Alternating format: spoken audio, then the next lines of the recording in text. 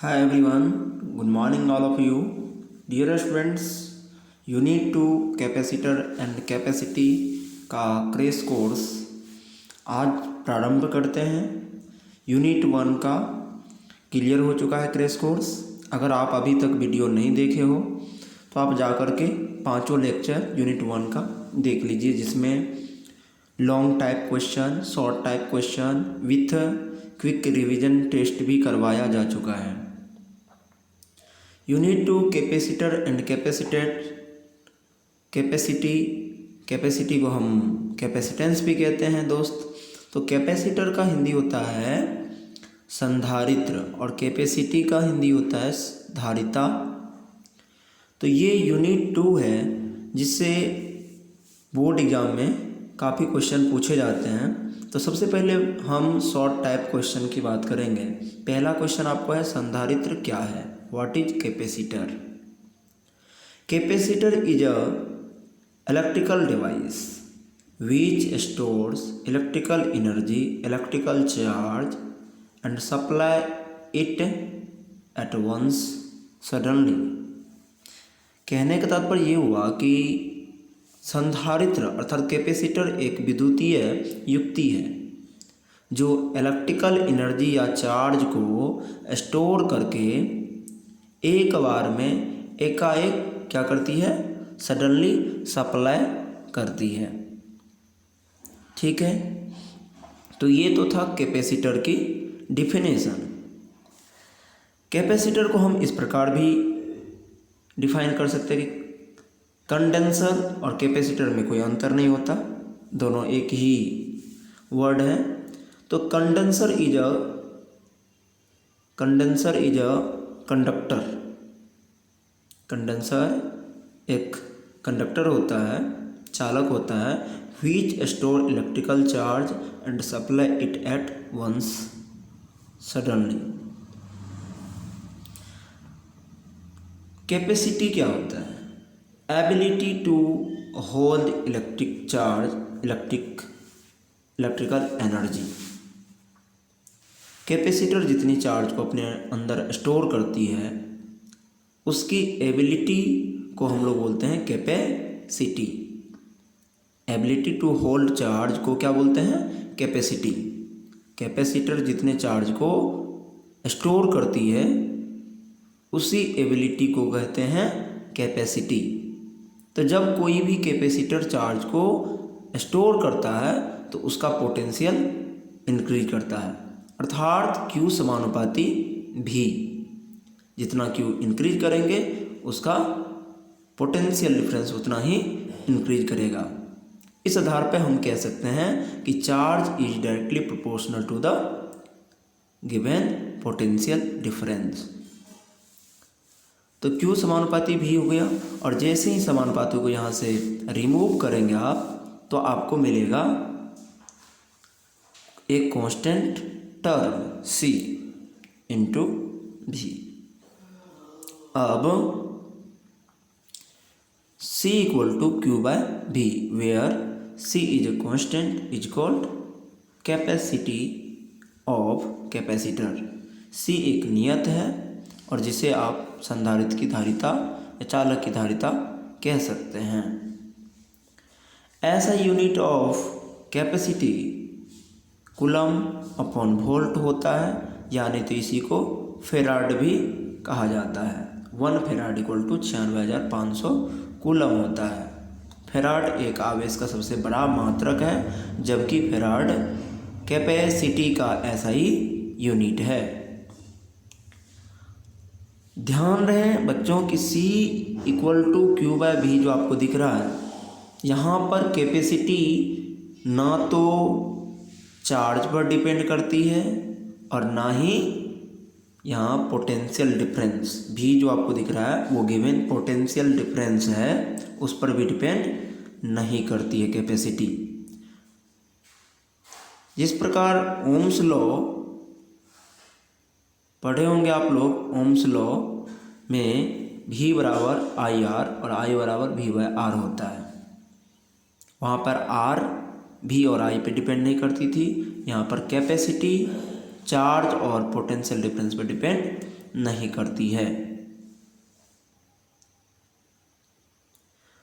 तो कैपेसिटी किन किन बातों पर डिपेंड करती है, ध्यान दें, ये 2 मार्क्स में क्वेश्चन पूछ लिए जाते हैं कि कैपेसिटी किन किन फैक्ट पर डिपेंड करती है।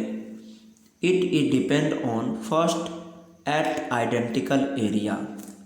जो कैपेसिटी किसी भी कैपेसिटर का होता है वो एरिया पर डिपेंड करती है। जिस 2 प्लेट से मिलकर के आपका कैपेसिटर निर्माण होती है उस प्लेट के एरिया पर, आइडेंटिकल एरिया पर डिपेंड करती है। पर किस प्रकार करती है, आपको दिख रहा होगा, C capacity is directly proportional to the identical area and at separation between plates, दोनों प्लेट्स के बीच की सेपरेशन पर डिपेंड करती है। बट कैसे डिपेंड कर रही है वो आप देख सकते हो, स्क्रीन पर आपको दिख रहा होगा, capacity is inversely proportional of separation between both plate. And third point at dielectric constant, अर्थात दोनों प्लेट के बीच में कौन सा मीडियम है, क्या डाइलेक्ट्रिक सबस्टांस भरे हैं, उस पर भी डिपेंड करता है। और किस प्रकार डिपेंड करती है, तो capacity is directly proportional to the dielectric constant, अर्थात दोनों माध्यम के बीच रखे परावैद्युत माध्यम या परावैद्युत पदार्थ के रिलेटिव परमिटिविटी का समानुपाती होता है। तो ये तो बात था कैपेसिटी किन किन बातों पर डिपेंड करती है। ये 2 मार्क्स में काफ़ी इम्पोर्टेंट प्रश्न है, पूछ लिए जाते हैं, अतः आप सभी बच्चे इसे ध्यान से पढ़ के जाएं।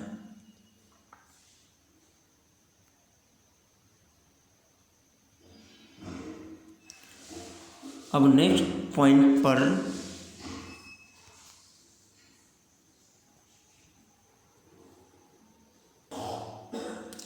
यदि आपसे पूछी जाए कि कैपेसिटी का डायमेंशन, तो कैपेसिटी का डायमेंशन C इक्वल टू, अभी आपको पढ़ाया गया था Q इक्वल टू CV, तो C equal to Q upon V,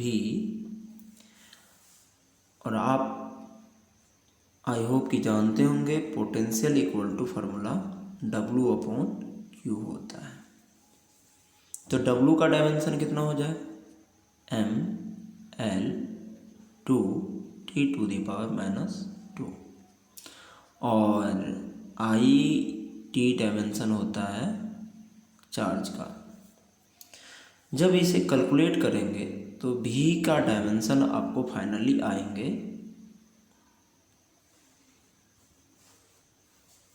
यहाँ पर हम पुट करते हैं Q बाई V की वैल्यू है W अपॉन Q, पुट कर दीजिए।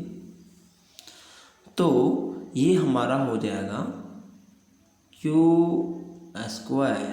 Upon W। C equal to final हमारा आया Q² अपॉन W। क्या आया, C equal to Q² upon W। बारी बारी से डायमेंशन पुट कर दीजिए, C का डायमेंशन मिल जाएंगे आपको। तो Q का वैल्यू IT अर्थात I² T² एंड वर्क का mL 2T⁻²।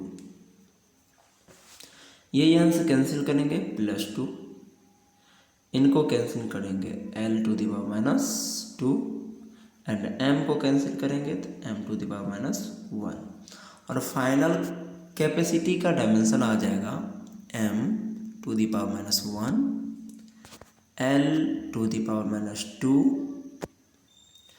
T⁻4 and I⁻²। तो आपने देखा कितने आसानी से मैंने आपको डायमेंशन कैपेसिटी का बताया कि m⁻⁻1 L⁻², T⁻4 I2।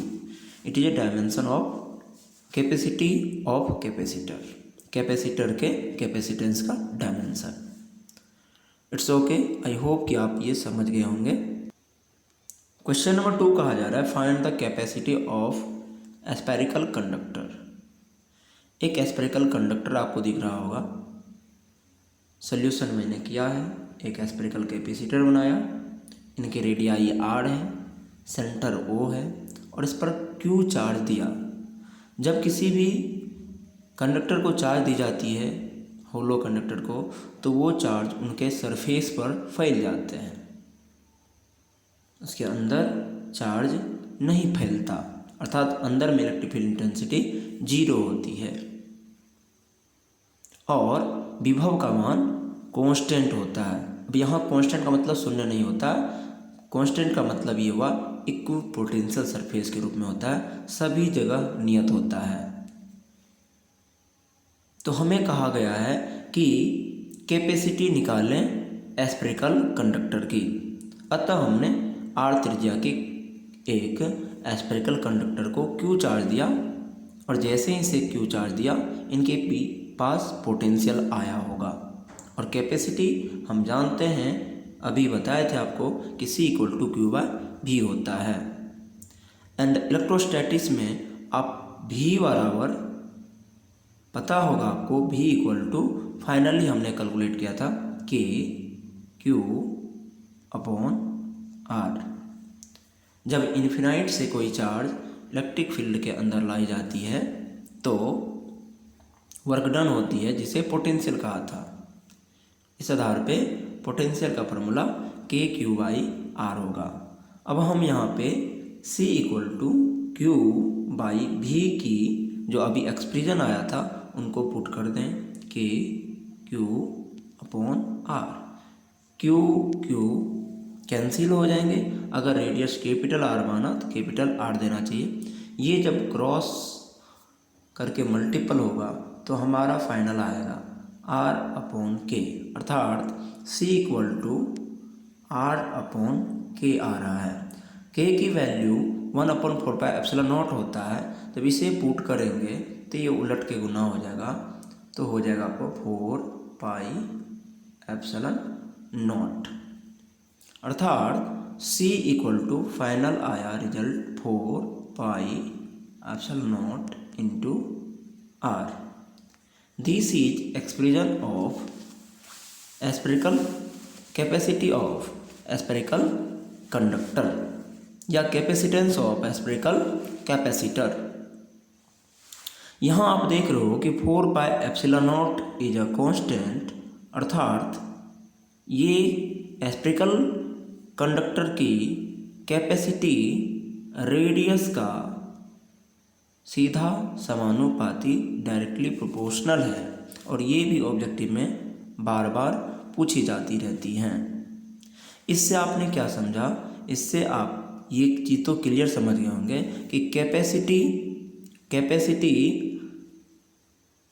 Capacity dimension पे डिपेंड करती है, ना कि चार्ज पे और ना ही पोटेंशियल डिफरेंस पे।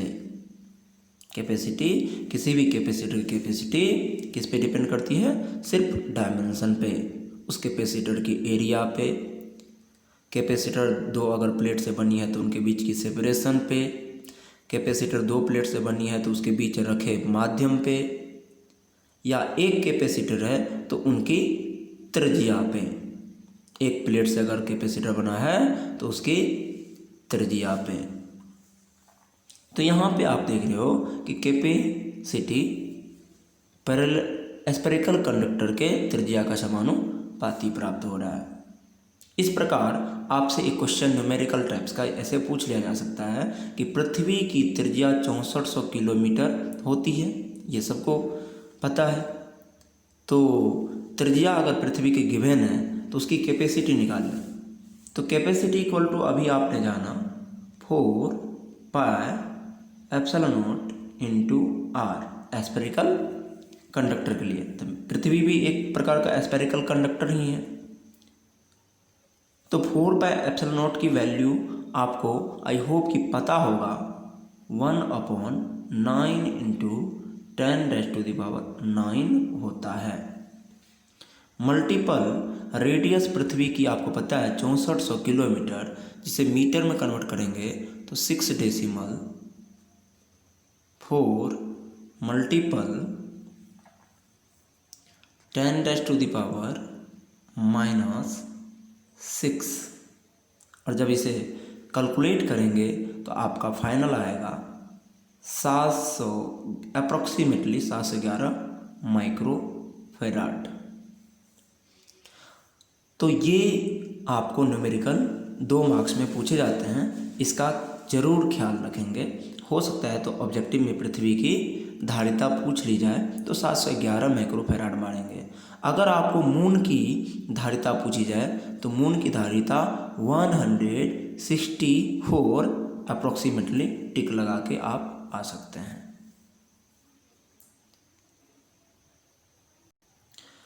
प्यारे दोस्त, मैंने इसे आपको सॉल्यूशन कर दिया है, अब इसे देख लेंगे। जो जो चीज़ मैंने बताया वो सब कुछ क्लियर है। जो हिंदी मीडियम के बच्चे हैं उनके लिए ये क्वेश्चन और सॉल्यूशन तो हिंदी और इंग्लिश सेम ही हैं। क्वेश्चन नंबर 3 में कहा जा रहा है find an expression for energy of a charge conductor. अब वही पहले वाला एस्पेरिकल कंडक्टर है जिसे हमने चार्ज दिया था, तो कैपेसिटी 4πε/r प्राप्त हुआ।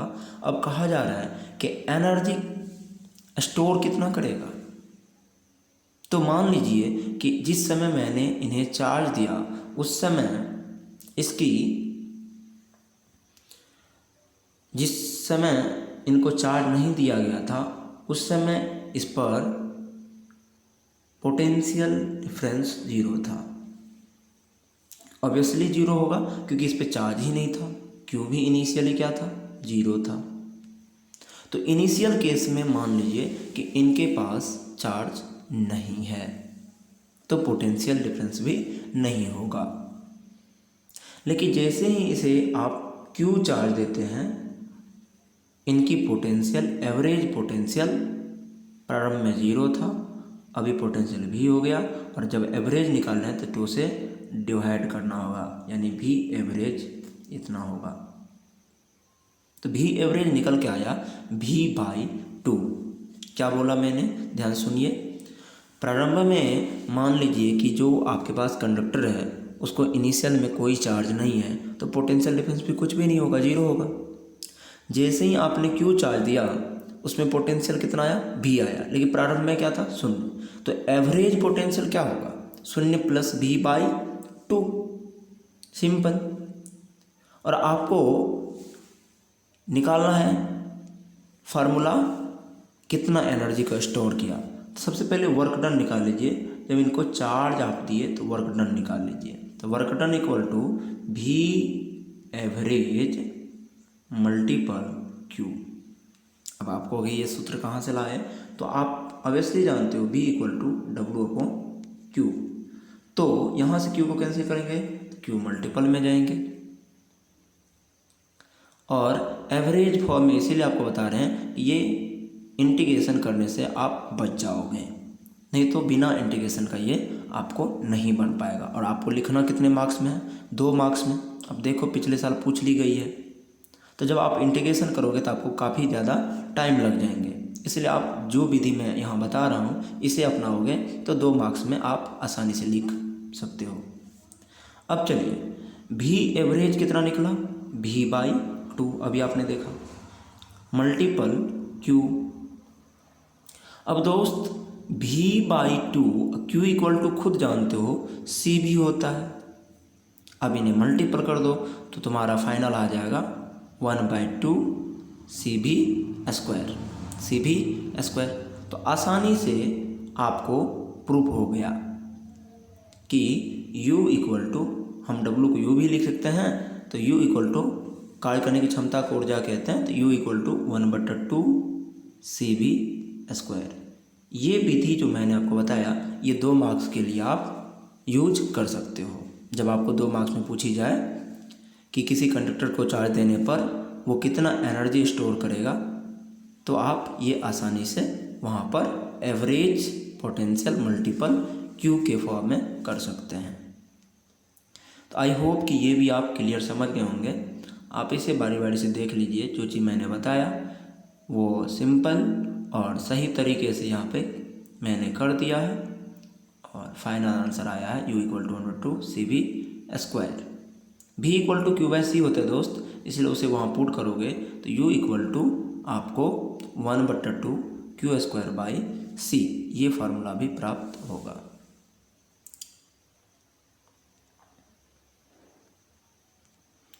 क्वेश्चन नंबर 4 कहा जा रहा है आपको, what is the effect on store energy of a parallel plate capacitor connected to a cell when the separation between the plates is increased. क्या कहा जा रहा है आपको, एक समांतर प्लेट संधारित्र की संचित ऊर्जा पर प्लेट के बीच की दूरी बढ़ाने का क्या असर होगा।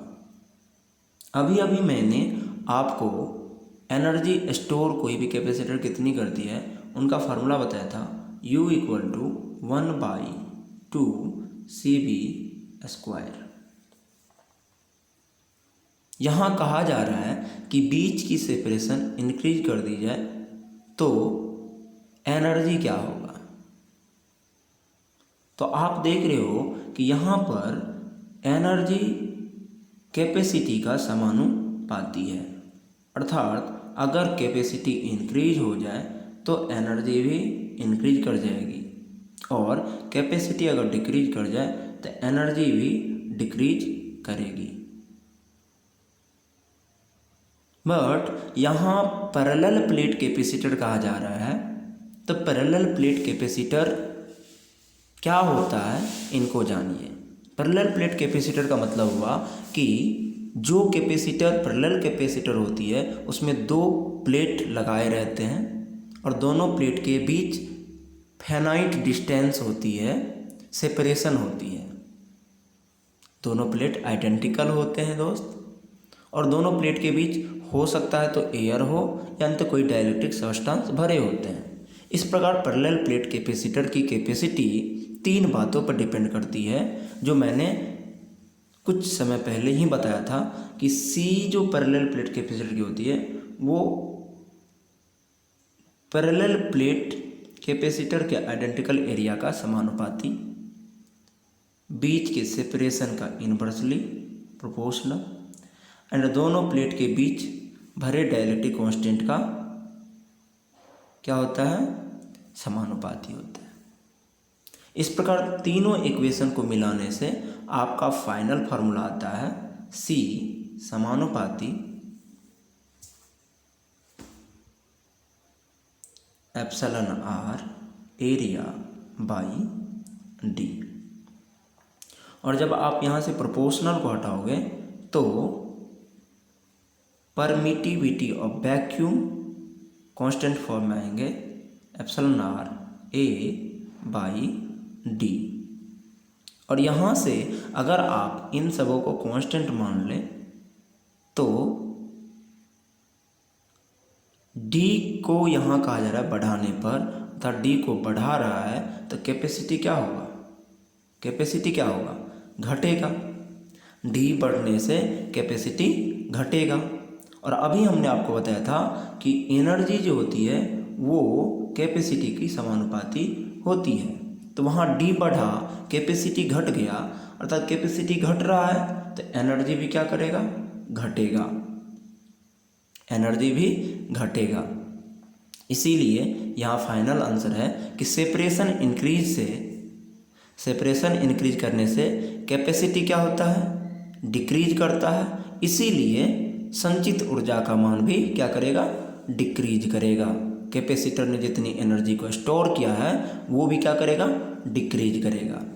तो आप देख रहे हैं कि सेपरेशन इंक्रीज करने से capacity of parallel plate capacitor का डिक्रीज कर रहा है, और अगर कैपेसिटी डिक्रीज किया तो कैपेसिटी सीधा समानुपाती किसका है, स्टोर की गई एनर्जी का। तो कैपेसिटी ही डिक्रीज कर रहा है तो स्टोर एनर्जी क्या करेंगे, डिक्रीज ही करेंगे ना।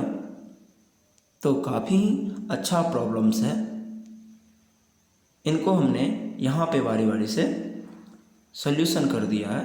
आप आई होप कि देख करके सॉल्यूशन कर सकते हो। क्वेश्चन नंबर 5 पे में कहा जा रहा है कि the charge on a metallic sphere of radii 9 centimeter is 4 into 10⁻⁶ coulomb charge. Calculate the potential energy of charge on the conductor. आपको कहा जा रहा है कि धातु के 9 सेंटीमीटर त्रिज्या वाले स्फीयर पर 4 into 10⁻⁶ कूलम चार्ज दिया जाता है, तो कंडक्टर के आवेश की स्थितिज ऊर्जा ज्ञात करें। और ये तो सिंपल न्यूमेरिकल है, 2015 में पूछी गई है।